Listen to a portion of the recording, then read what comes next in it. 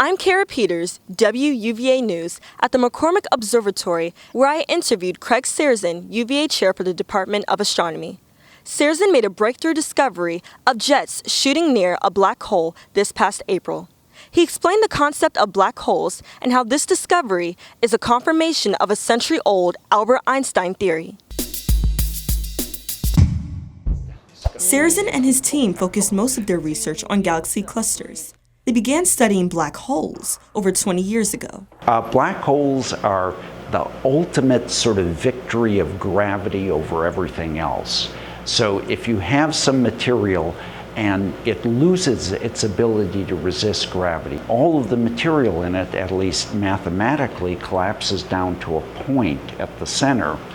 But it's surrounded by, it's not a physical hard surface, but a surface in space which has the property that if you go inside it, you can never come out. Although black holes swallow matter that is never to be seen again, there are certain exceptions present when this phenomenon does not occur. Under certain circumstances, material just before it enters the black hole instead is shot out in two jets in opposite directions at 99.999% of the speed of light.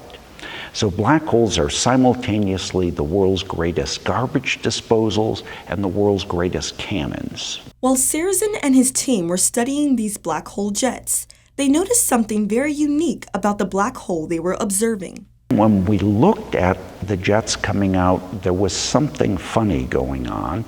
Normally you see blobs shooting out in the jets. What we saw was just a big fuzzy cone.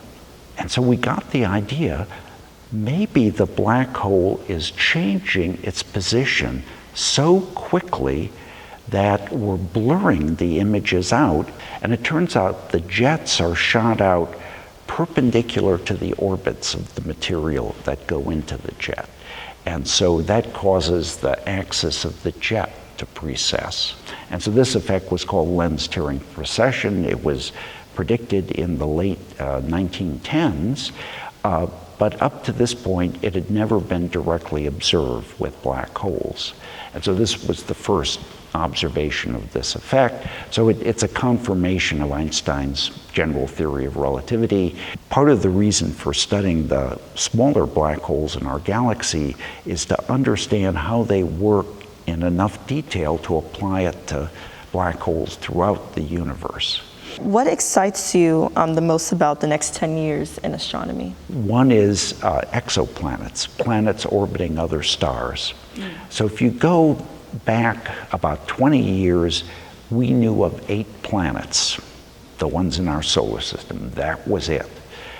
And then we started discovering planets going around other stars. We now know of at least 4,000 planets going around other stars. And one thing we've learned is that our solar system, it isn't crazy different from the others, but there's a big variation in the way planets are configured and things like that. So one thing is to understand all of these other planets and build up with that to an understanding of how life evolved on Earth, but also how it's evolved elsewhere in the universe.